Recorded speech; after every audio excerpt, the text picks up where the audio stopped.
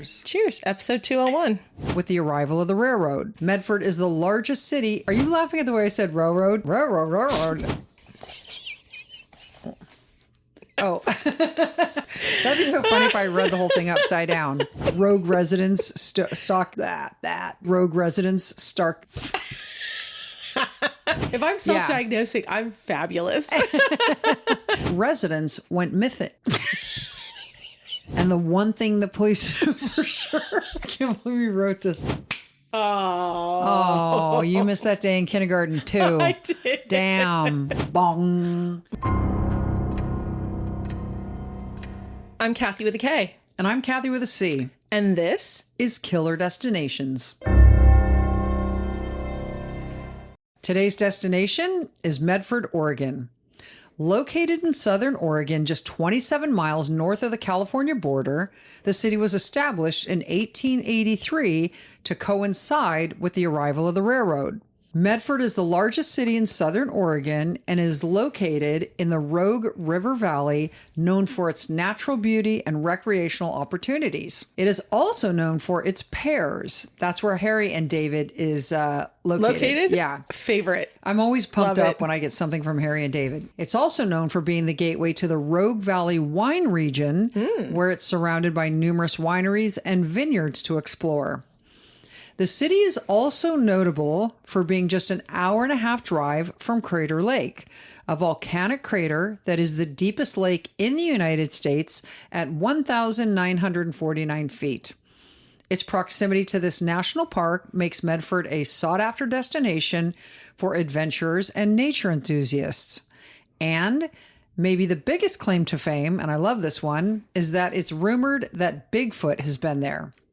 In fact, the world's only known Bigfoot trap lies in our very own Rogue Valley.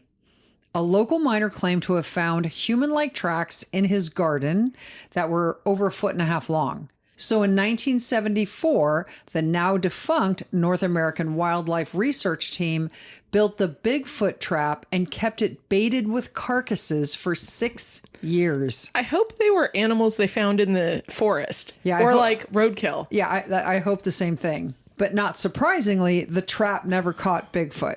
In 2006, the U.S. Forest Service repaired the dilapidated trap, and it has become a popular tourist attraction for the last 30 years. Do they say if they stock it with carcasses too? They no longer stock it with carcasses. But couldn't you see rogue residents stocking it with carcasses? Absolutely. Just because, yeah. Especially teenage boys on the weekend. Totally. But in 2017, one of Medford's residents went missing. And one thing the police knew for sure was that the perpetrator was not Bigfoot. It was Monday night in mid-October of 2017 when Sierra Fryer, who was 11, and her younger sister Olivia, who was 8, were spending the night at their dad's house along with their older sister Ellie, who was 15. Now, the girl's father and mother were divorced, and so they kind of switched back and forth between the parents, and this was the night that they were staying with their father, Aaron. In the middle of the night, the middle child, Sierra, the 11-year-old, was startled from sleep. And you know how you do sometimes where you like wake up and you don't know why. And so you just kind of sit there and listen. Mm-hmm. So that's what she was doing. But she heard her dad swear and then she heard a glass break. And so she assumed that's something like that had woken her up earlier and no harm, no foul. But she still laid awake for about an hour because she was just listening to the sounds of the house, right? Because you get that like scared startle and it's hard to settle down. Like, what is this? Right, Yes. Exactly. But once she didn't hear anything, she was like, okay, time for me to go to sleep again. But she wasn't able to. So at about 6:15, she got up and went to go find her dad and her sister because her sister wasn't in the room with them. So when she walked out into the living room and went over to the couch, she noticed that there was something that was splattered on the walls and on the couch. So she put her hand down on the couch to kind of figure out what it was. Maybe that was the glass that broke. But when she drew her hand back, it was blood.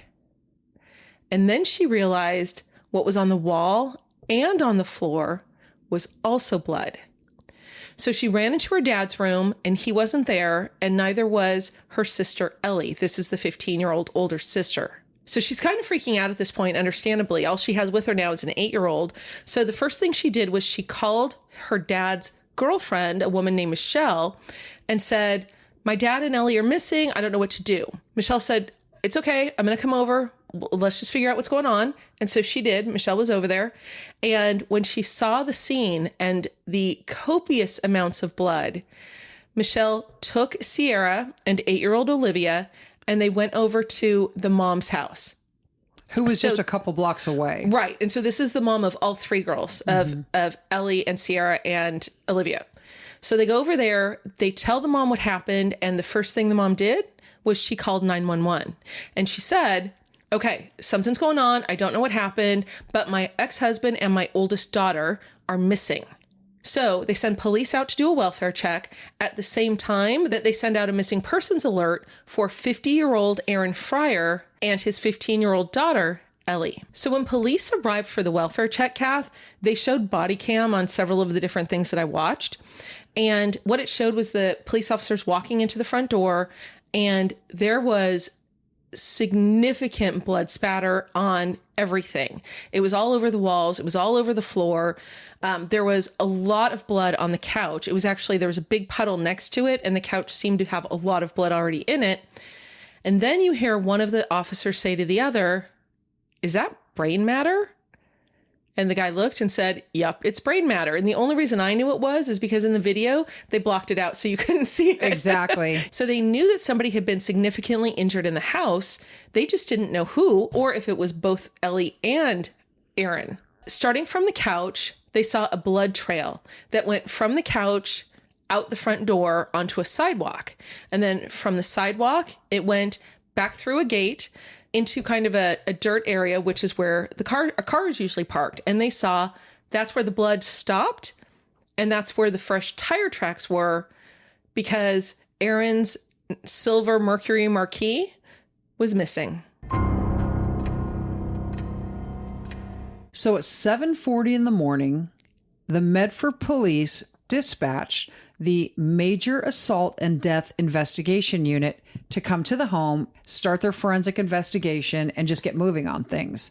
Officers immediately realized that the father's phone and the 15-year-old girl's phone, Ellie's phone, were at the house, so they couldn't track them. As the scene is being processed, the investigators go to the mom's house where we have 11-year-old Sierra. Detectives began interviewing her, and she starts telling them about how she heard these sounds. She was afraid. She stayed in her bed. She listened, but at some point she looked out the window. And as she looks out her bedroom window... Well, she had seen like shadows going by it, you know, like when somebody's breaking up the light that's outside, and that's what had made her go look. As she's looking out the window, she sees 2 boys. One is her older sister's boyfriend, and his name is Gavin. And another is a blonde boy that she doesn't recognize, but she gives a description to detectives as she's being interviewed. Now that detectives know that Ellie is with her boyfriend, Gavin, they start tracking his phone. And they immediately started getting hits in East Medford. So detectives are going that way, but there's another group of detectives still looking for everything else attendant to this missing person. Right. They find Aaron's vehicle about an hour later. This is the Mercury Marquis that had been taken from the house. Exactly. Now, this is where they suspect the bleeding person was placed. But no one is inside the car. There is blood, however, on the outside, on the bumper of the car. So they know that something's up. Wouldn't you hate to be the one to open that trunk? Oh, totally. Can't imagine exactly. that. They know what they're going to find, you know, Right. so they open the trunk and there's nothing there. Just a heck of a lot more blood. Lots of blood. Exactly. And lots of blood soaked into the carpet. And the car was still warm, so they knew that they were probably close.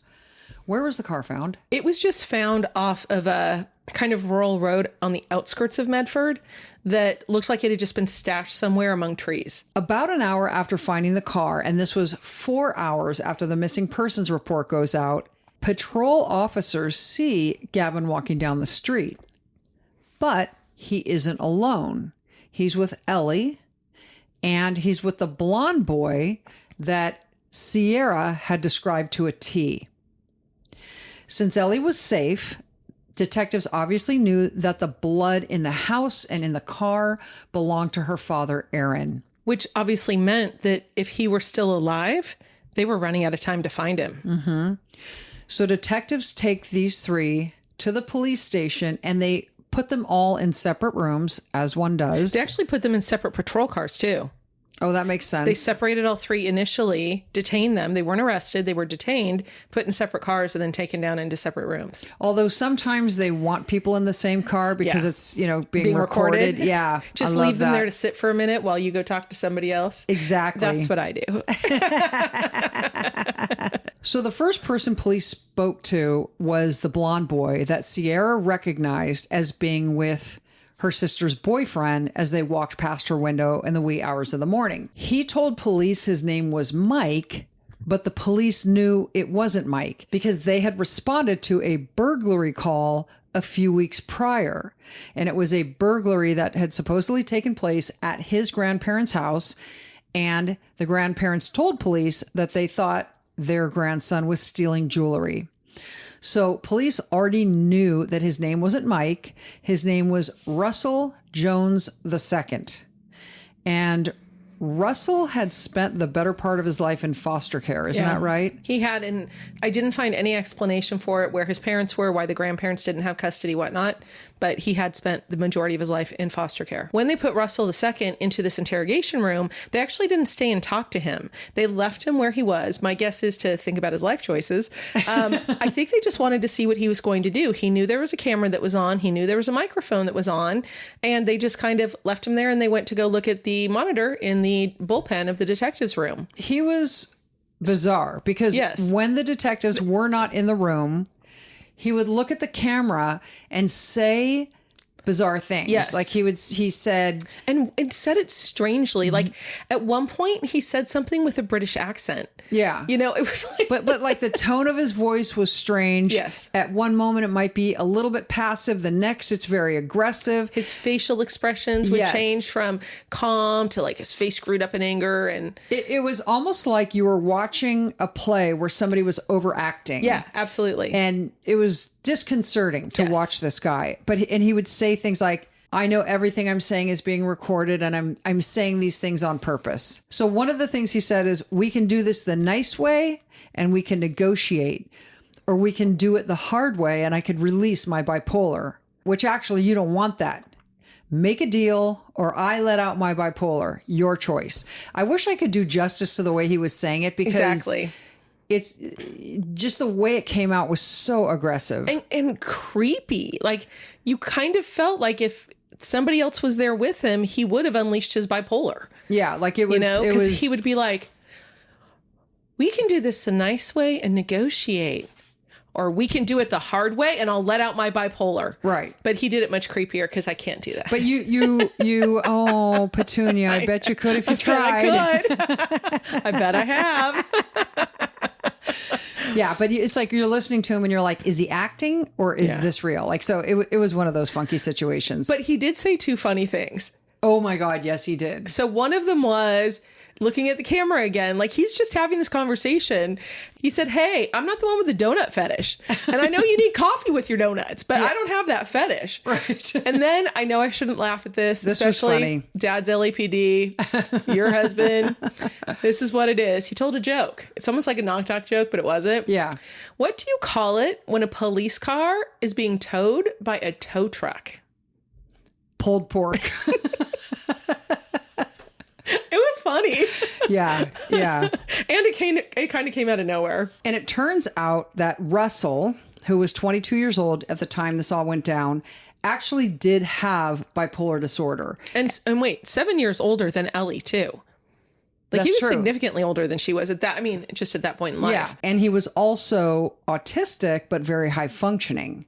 So anyway, so he's waiting to have a conversation with the detectives. And in the meantime, a female detective was in an interrogation room with Ellie Fryer. This, in some ways, was even more bizarre than the one-sided conversation that Russell was having with the camera. The female detective walked into the room, and I'd love to call her by name, but in 3 different things that I watched or read, she had a different last name. And we've actually seen this before, where on TV sometimes the detectives give a false name because obviously you don't want people tracking you down or whatnot.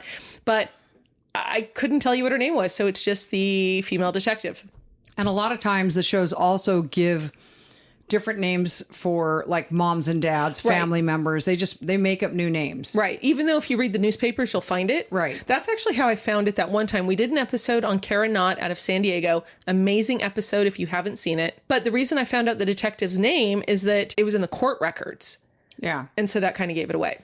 And you see some other podcasts will take the actual wrong name and use it like it's real. Yeah, and they're using it. I don't think they realize it's not real, but right, like exactly. you got to cross-reference those things. But anyway, court that's records side note. Yeah, they are the arbiter gold of truth. Standard for sure. Court records. So when Detective What's Her Name goes in to talk to Ellie, she walked in and in a very kind voice. You could tell she was trying to be her friend. Oh, totally. And we're going to do a dramatic reenactment for you. Okay, I'm ready. Okay. She's Ellie. I'm Detective What's Her Name. And you're going to be shocked by this, but I've never had acting lessons. You're going to be shocked by this. I have. I'm just kidding. Okay, so this is what happened. Well, hello. I'm Detective What's Her Name. Can you tell me your name? I have the right to remain silent. Well, yes, in fact, you do, but I do need to know your name for legal reasons. My name's Rain, and I'm 18. Ready? Now. That's it. Ta-da. That's all we're doing. But that's what it was like. And the girl had a soft voice, and she was looking directly in the detective's eyes, and just like, here are my lying rights. through her little teeth. Yes, exactly. Her little 15-year-old teeth. Well, and that's what I thought was hysterical, that at some point she hadn't caught on that they knew who she was. And it took a little while. Well, because the detective was like letting her lie. Yes. She's talking to Rain, and she says to Rain / Ellie. AKA Ellie. I'm kidding. I won't call her Rain anymore. But she said to Ellie, well, you're here because this morning your sisters told their mom about something that worried them. And, when police went to your dad's house, they saw an awful lot of blood. Do you know anything about this? And Ellie said, is my dad okay? Talking in this trying to be just like a high-pitched voice. And trying to sound innocent and babyish almost. But the whole time, like, being sincere and direct and straight looking in the eyes. Yeah. Yeah. So she's like, I don't have a clue. Is everyone okay? And then the detective was like, well, where were you last night? And she said, I was staying with my mom. And the detective was like, okay, look, we know that's not true because we talked to your mom. So quit the effing lies, which is, I think, a quote. And we need to know what's really happening. And she said, okay, well, my mom and dad are divorced. So typically I go back and forth between my mom and dad's house. But I try and stay with my mom a little bit more because my dad can be kind of abusive. So the detective was like, tell me more. And she said that she felt misunderstood by her father and that he treated her poorly. So the detective asked Ellie, this is actually one of my favorite parts. The detective asked Ellie, where were you today? And Ellie replied, out. And she said, and the detective said, where out? Out and about. Yeah. I was like, well, thank you for clarifying that. Yeah, exactly. I had no idea. Yeah. Now that you've told me where you were, let's go on.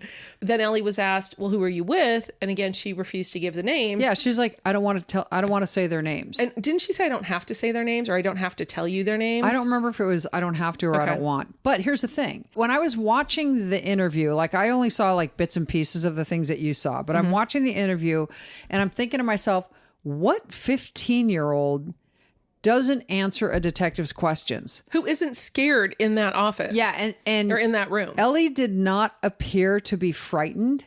Telling a detective that you have the right to remain silent, you're not going to tell her where you were, you're not going to tell her who you were with, and she was, I'm telling you, she was looking her dead in the eye and making these deliveries. And I was like, what 15-year-old behaves like that? Well, see, and I can see at the beginning it being kind of chutzpah, right? Where you're like, you're a sassy 15-year-old, you know better than adults. Adults are stupid, whatnot.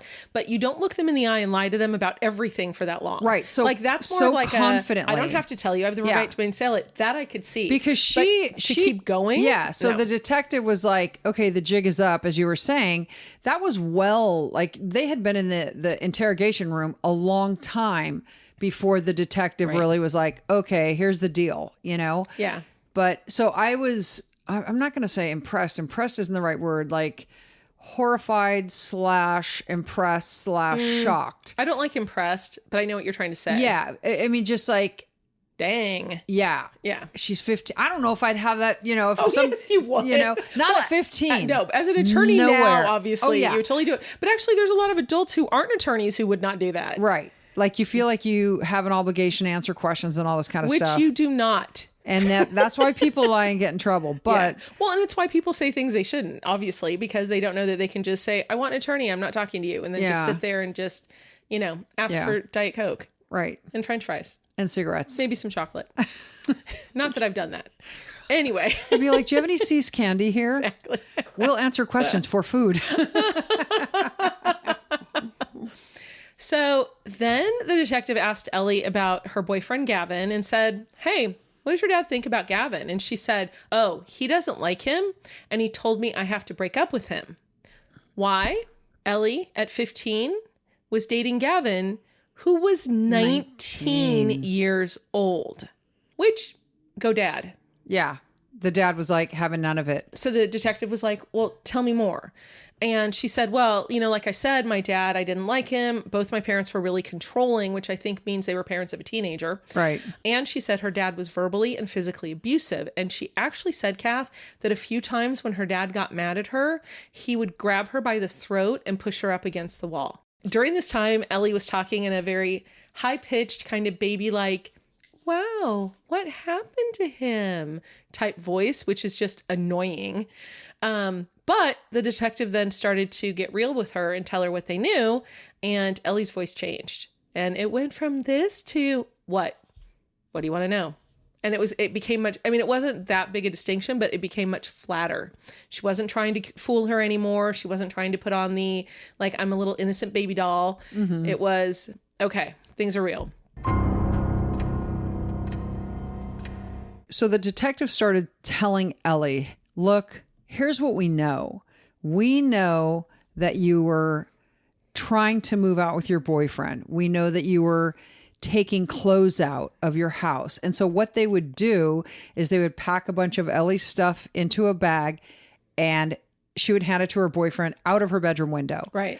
And they just did this slowly over the course of time.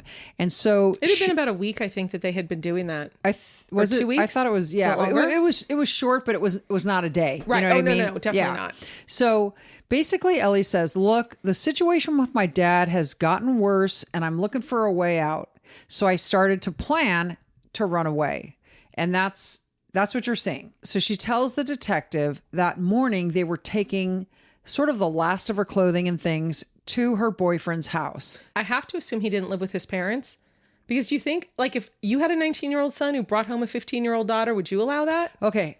I agree with you, but I don't know. I didn't see anything. I wondered the same thing. Yeah. Like, do his parents think she's 18? Oh, that's true. He could have lied. I don't know. Okay. But she was in high school band. Does she And look like an 18-year-old? She was a petunia, too. She was little. petite. She was petite and thin. And so the detective's like, what were you doing out walking around with Gavin and Russell?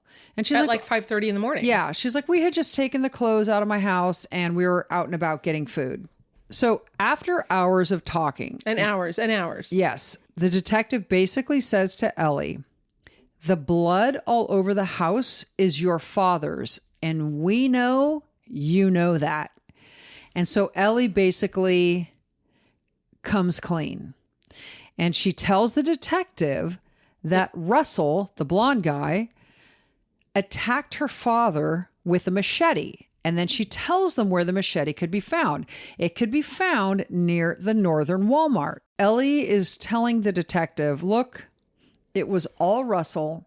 And then the detective is like, were you in the room at the time? And she says, no, I wasn't in the room at the time. Well, where was Gavin? Where was your boyfriend? My boyfriend was outside putting clothes in the car. So she basically said, but I heard screaming and I ran. I heard screaming and I ran to save myself. Yeah. Sorry, Dad. Hope you're good. And she said, I have no idea if Gavin, my boyfriend, is in on it. I was just trying to get out of the house.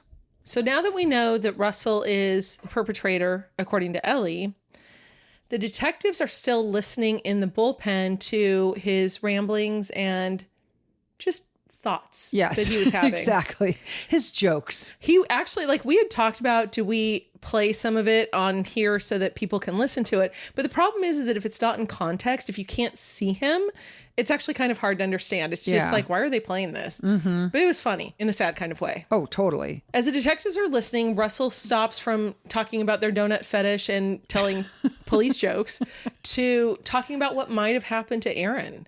And so the detectives are like, all right, you know what? Maybe he's been in there long enough now. Let's go see if he wants to talk. So the investigators went into the room and Russell said, hey, I've got nothing to hide, but you know, I'll talk much easier if you give me a cigarette first. The detective, who called it smoking and joking, which I guess is something they try and do with perps. I had no idea. I don't smoke. It probably really kiboshes that now that nobody could smoke anymore. True. You know what I mean? That's actually a good point. Yeah. So the detective takes Russell out to where, like, the detectives all go to have a smoke break. And there's no there are cameras out there, but there's no recording equipment. So they're just talking. You can see them out there. They go outside. The detective gives him a ciggy. And that was pretty much all it took for Russell to open up and spill everything. Totally. It's kind of a cheap date. Exactly. They actually also got a McDonald's for lunch, and he was totally all excited about it. But you can't be excited at that point, because how cold were those fries? Oh, that's important. true. That is an important part. French fries are not good unless they are piping hot. Exactly. So what Russell told the detectives was that he and Gavin went over to Aaron Fryer's house. This was about midnight. So at about 4 a.m., Ellie and Gavin were in her room, and the dad caught him. Where was Russell? I don't know. Okay. It was almost like he was telling this as a narrator. Okay. But my guess is he was there. Anyway, so he said that and maybe he was in the room too, because he said that, because I didn't get the impression that Aaron caught them doing anything, more that like Gavin was in the room. Like we had talked in the last episode, like boys weren't allowed upstairs. Boys weren't allowed back where your bedrooms were. So maybe that was just the thing, is that like, I don't care who you are, you're a boy in my girl's bedroom and she's 15. At 4 a.m., a 19-year-old in a 15-year-old girl's bedroom is never good. Exactly. So he said that Aaron comes in, sees Gavin and Ellie in there, probably Russell too. So I guess Gavin starts fighting with him and is able to get the gun away, at which point Ellie and Russell run out of the room. And Russell said, I don't know what happened after the gun went off. I just ran. The detective said, okay, look, if a gun went off, it probably means Aaron might not still be with us. You got to tell us where you dumped the body, because I don't want some kid to be out there like playing or hiking or looking for their dog and to run across such a grisly sight. Can you take us to the body? And Russell said, yep, happy to do it. And he did, just like that. So they drive a little ways out of town to where he had dumped the body. It was down an embankment on it was a 2-lane highway in each direction, but it was covered, but there were trees on each side of it. So it wasn't like a thick forest, but it was definitely a more rural area. They get to the spot.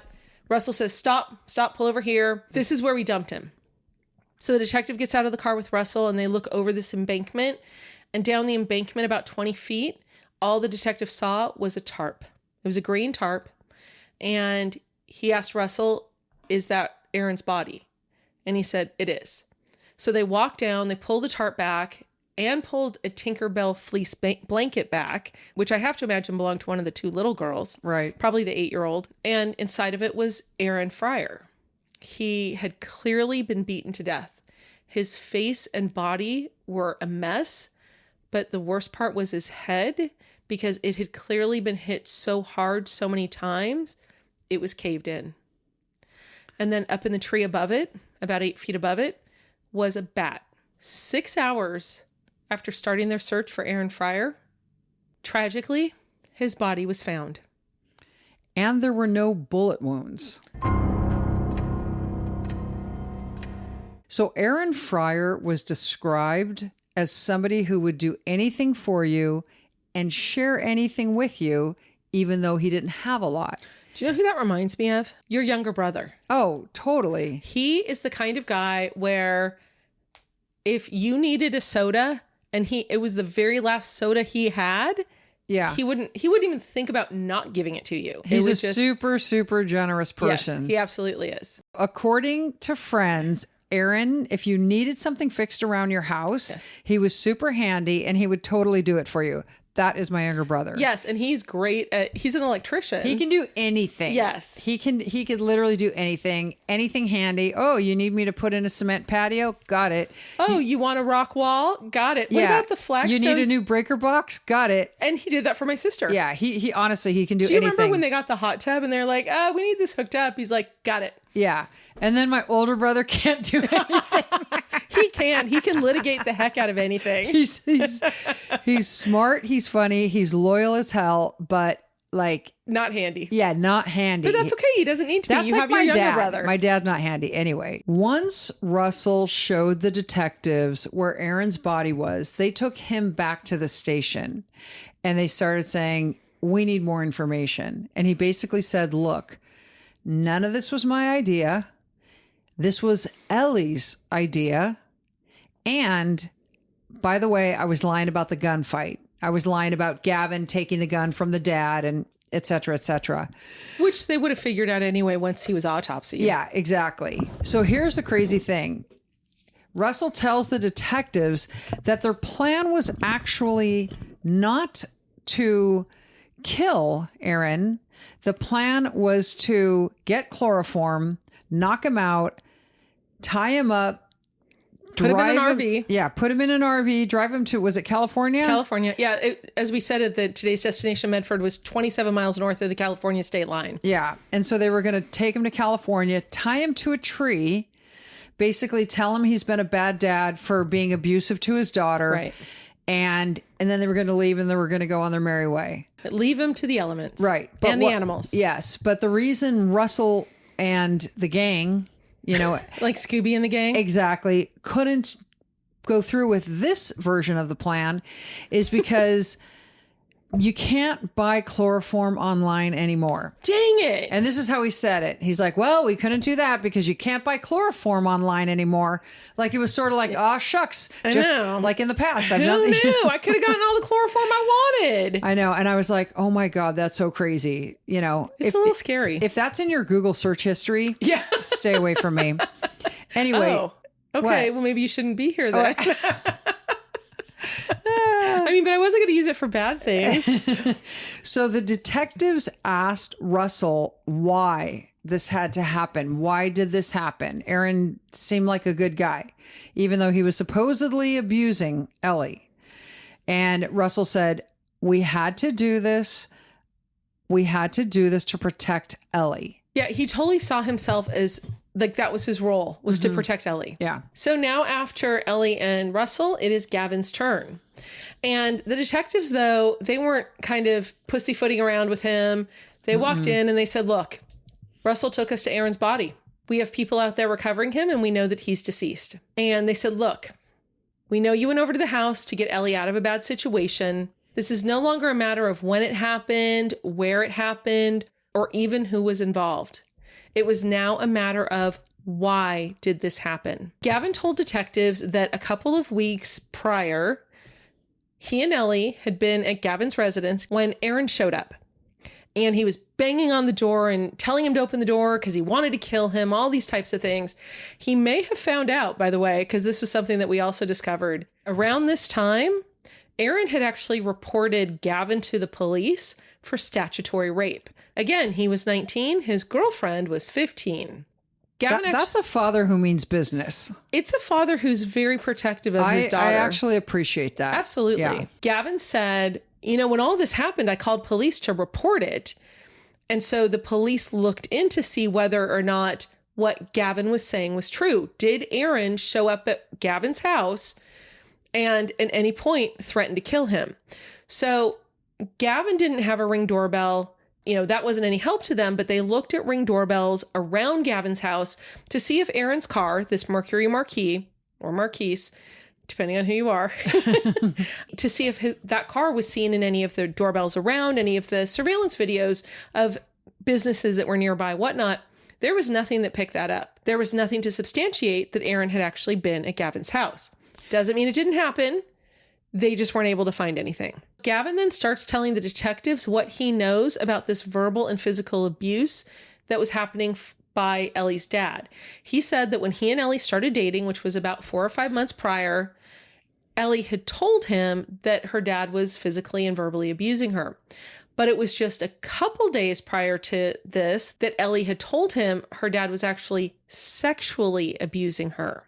That wasn't something that had come out. And I guess at one point in the prior days, she had said that she was lying in bed and her dad came in to lay down next to her and basically didn't touch her, but laid next to her and touched himself. That's what he said. And he said, you know, that's what really set me off.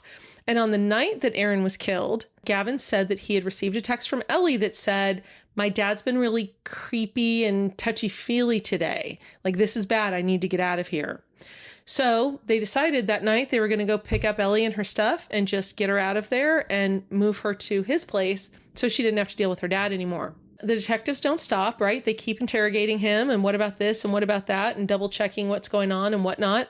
It again took a few more hours like it had with Russell and Ellie, where Gavin said, okay, let me finally tell you what happened.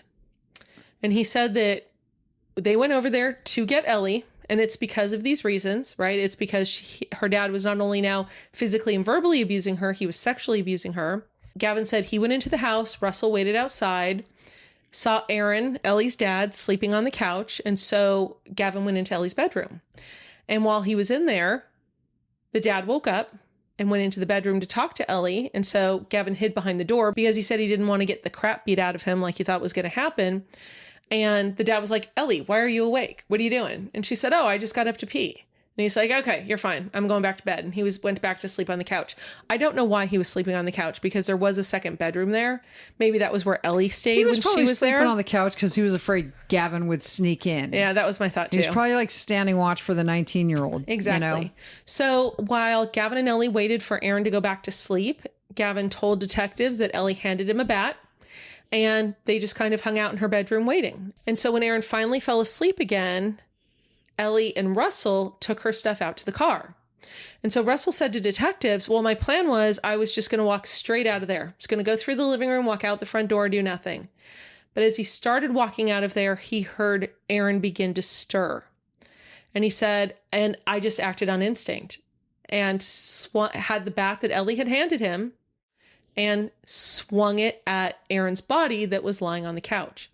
He said it was dark, he couldn't really see, but once he swung the bat, he kept swinging it. He said the first swing was over his shoulder, and after that first swing, he then took the bat above his head and was swinging it, and said he did it about 5 or 6 times, and he stopped and said he heard Aaron say, "What the F?" And so he just kept swinging the bat again and again and again. He didn't stop until he heard gurgling. Right, exactly. That's exactly it. Did not stop until he heard gurgling. Now, according to Gavin, neither Russell nor Ellie were in the room when this happened. And, he said, I didn't want to kill him and started crying-ish. No, he was crying. He was crying, but there was I don't know. He was crying. I saw was he forcing some of it? No, I think he was crying, and he said, this is a 19-year-old, he said, I want my mom. You're right, he did. I forgot about that. And the detectives later said that he was the only one who had a suitable response for the situation. Because you have a sociopath and potentially a psychopath. Well, I mean, and Ellie, we're just self-diagnosing, by the way. Well, yeah, not self-diagnosing, but we're diagnosing. If I'm self-diagnosing, I'm fabulous. I'm wonderful. I think he was really torn up. I forgot about the mom comment. You're right. Yeah, and he kept saying, I never intended to kill her dad. I never intended to kill Aaron. I never intended, just that was sort of his thing, And then afterwards, they took money. So Aaron is dead on the couch. Or gurgling. Yeah. And then Russell took money out of his wallet. And then they wrapped him up, put him in the trunk. Of his own car. Of his own car, exactly. And then went and dumped his body exactly where Russell showed them it would be. But it was, watching Gavin's interview was interesting because it was like you're watching somebody realize the magnitude of what happened. That's how I saw it. I saw it, he was like, fairly normal for a 19-year-old boy, except that he's dating a 15-year-old. And that says a lot too. As he's telling them the story, it was like it was dawning on him, like, oh my God, there's no takebacks. Right. And he's like, there's no takebacks. I'm going to prison, aren't I? Yeah, that's what he said. And the detective was like, it depends on what your intent was. Yeah. Which I thought was a strange response. Well, it's not. That's the response that's designed to get somebody to talk elicit more. additional information, Like, right. you know, there's no way that detective has any authority to like say whether someone's going to jail or not. But Right. you know, anyway. But that's when that's when Gavin dropped a bombshell, because he said to the detective, I was just trying to protect Ellie and our possible child. Mm-hmm. And the detective was like, like record scratch. What? Exactly. Gavin said, I've known for a couple of weeks that she was pregnant. And sure enough, when detectives actually pulled video surveillance from the Walmart, not only were they buying every snack known to man for their road trip, they also bought a pregnancy test. But here's the interesting thing, Kath, that I thought is that all three of them had a different villain in their story. It was a similar story, just different. So, of course, Ellie said Russell did it. Russell said Gavin did it, but it was in self-defense so that Aaron was the villain. And then Gavin said his underage girlfriend was the villain. She was the mastermind behind it all.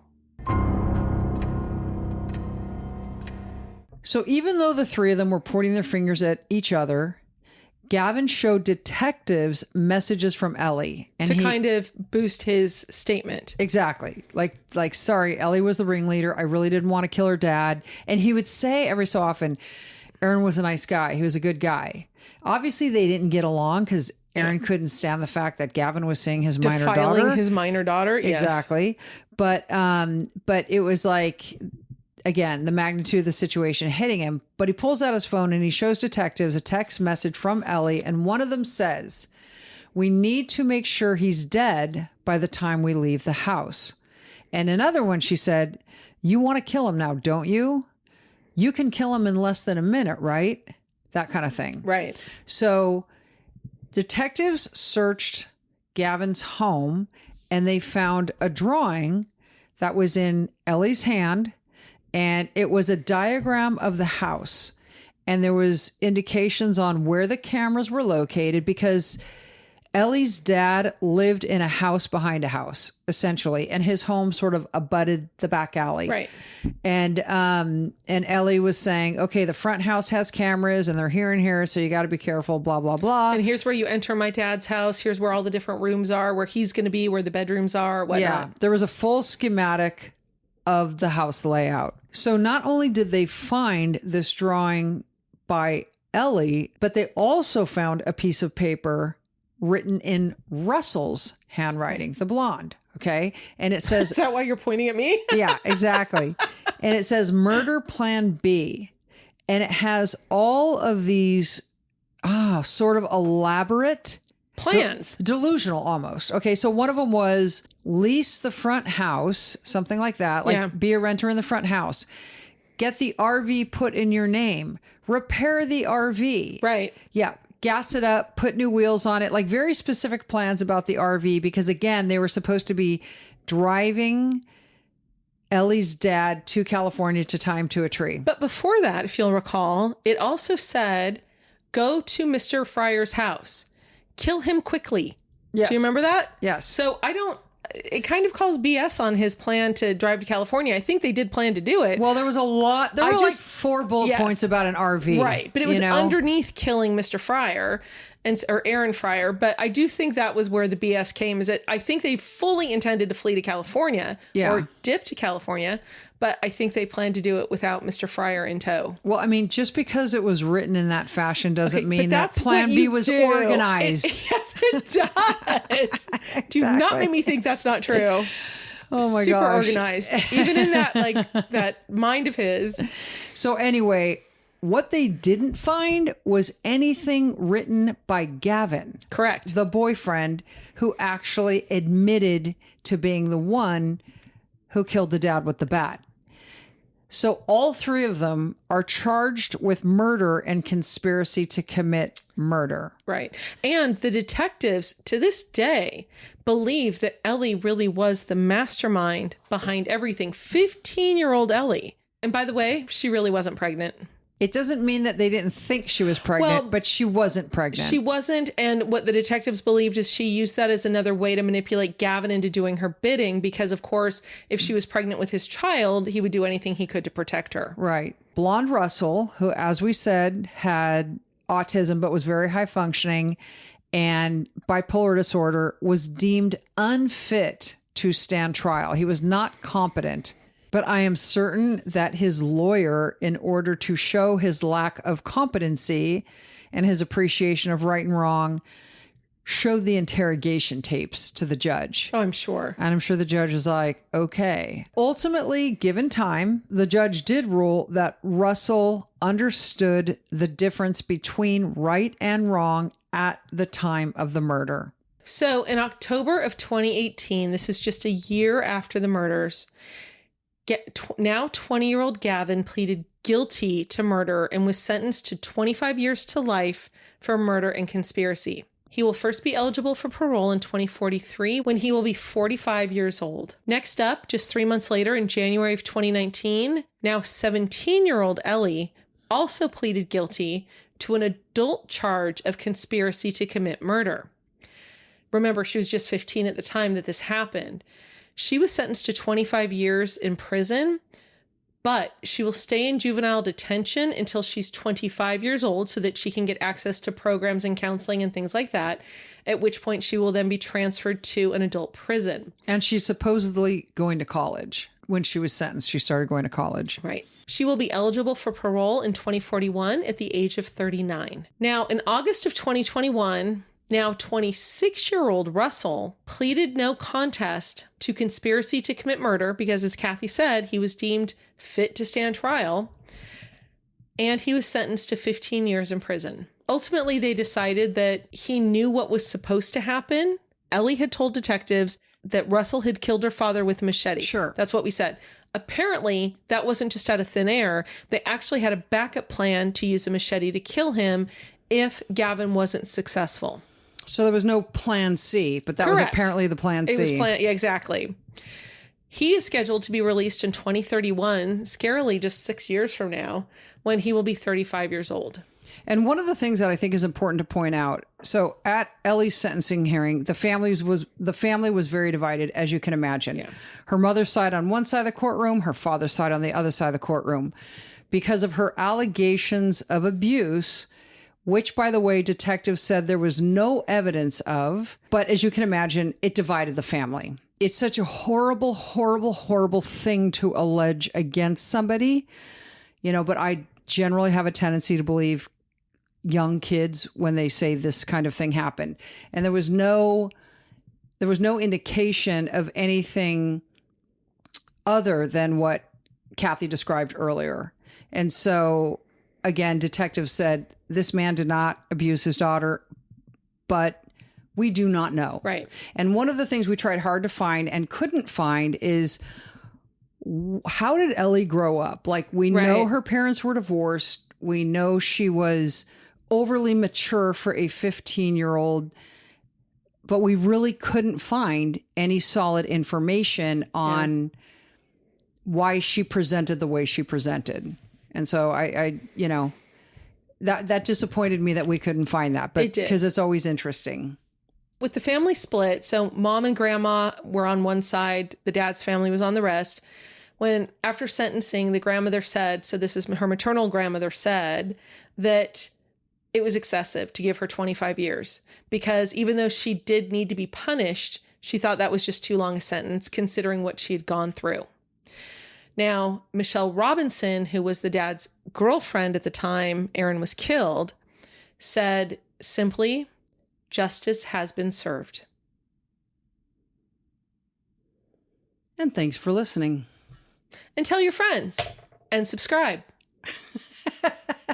The end. And watch us on TikTok and follow us on Instagram and TikTok and tell us your cases. If you have any cases, let us know. And done.